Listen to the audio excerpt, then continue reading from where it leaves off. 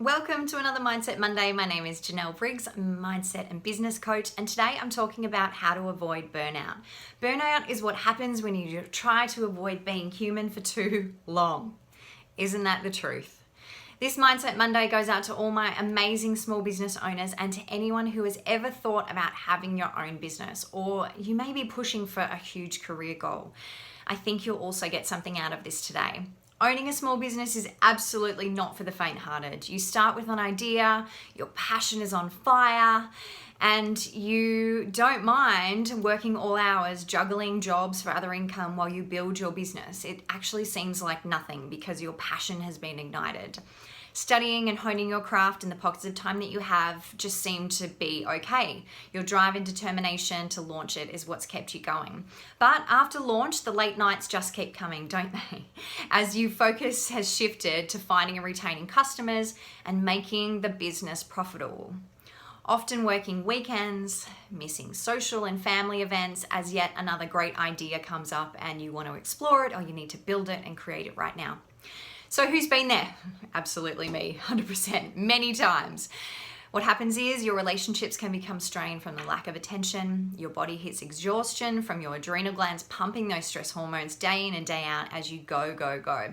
Until one day you wake up and you realize that the business that you created is all consuming. Why does it feel like you're doing it all and actually getting nowhere? And the truth is, sometimes you want to quit. Maybe you don't even like the business that you're doing anymore. You've lost your drive and you've lost your passion. Hello, here comes burnout. So the problem is you've been running at the same pace for days, weeks, months, and even years that you've literally held no space for anything else in your life.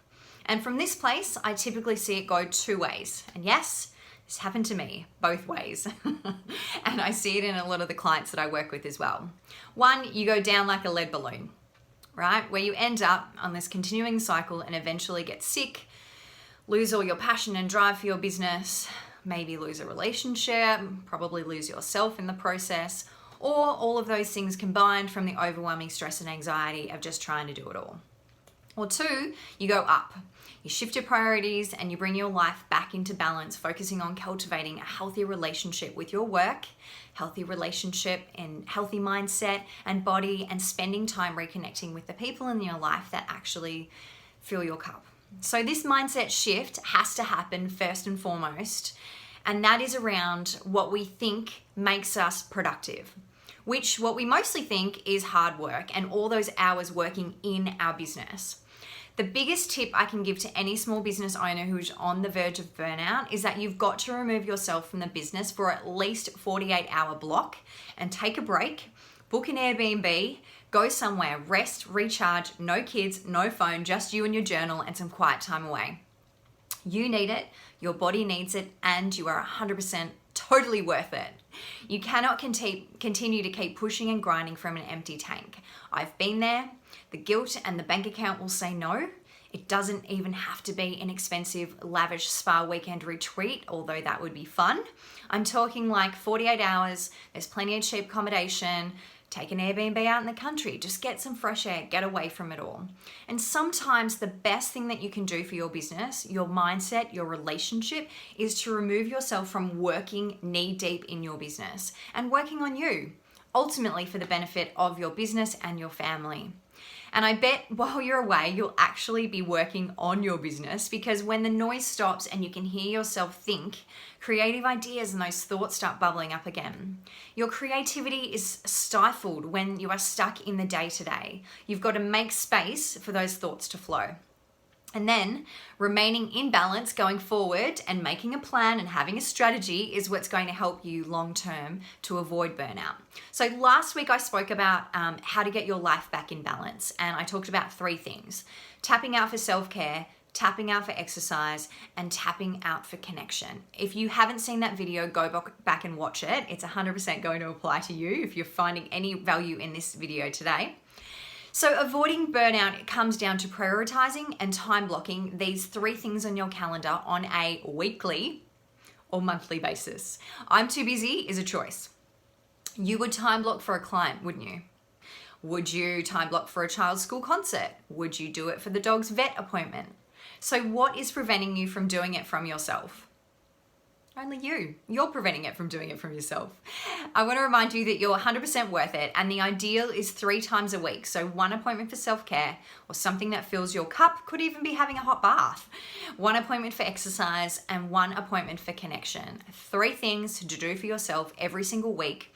And if you need to start with a baby step until you can get your calendar under control, then I suggest to pick 1 each week of the month and lock it in. Baby steps. So you're going to need accountability. So I want you to make the intention, share it with your partner, a friend, your virtual assistant, someone that you work with, and ask the person to help keep you accountable for the first few weeks until you can start building momentum and feel how great it feels to get back in balance. You might have to set an alarm on your phone as a reminder. This may seem like overkill, but you know what? It's hard to step away from your business. I know what it's like, and it's always been a number 1 priority in your life. So let's get honest. I have been a workaholic most of my life and completely out of... All right, so I'm going to be honest here. I'm a classic workaholic. You may have heard me mention this before, and I have spent a lot of my working life totally and completely out of balance. I have crashed and burned many, many times. So finding ways to balance my day and my week is a skill that I absolutely had to learn, and it took practice. One thing that actually helped me was buying a dog. Now, I work from home, and besides my daily client video calls, I see no one else during my day. So I would get so enthusiastic about a project, and I would work through the entire day without taking a break. I'd eat lunch at my desk. I know you've been there too. So after starting to feel exhausted week after week and suffering really bad migraines, my husband suggested that we get a dog. And at first I wasn't enthusiastic at all because I felt like it was another chore on my list. But it turns out that she has been the best take a break alarm clock that I could have ever had, because by lunchtime, if I haven't walked her, she's nudging me for hours to walk her, giving me the guilt.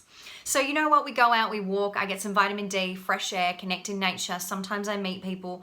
Most of the time, I just get the space and time that my brain needs to rest and recharge those thoughts. So she really has been the best thing I've ever done for my business and a healthy addition to our family. I realize that not everyone's going to be able to buy a dog, but there's other things that you can do. And this concept is really going to be a process. It's going to take some time for you to shift your mindset. What actually makes you more productive is not hard work alone, working hours and hours in your business. It is a big chunk of hard work, yes, plus exercise to clear your brain, eating healthy to nourish your body, good sleep to recharge your batteries, and time off to connect with the people that you love, as well as your own self-care. So I hope this message finds you well today. This is your weekly reminder to look after yourself, and you need to put yourself first in your life. You are your number 1 priority, and also you're a good priority of mine too. Have a wonderful week, everyone. Talk to you soon.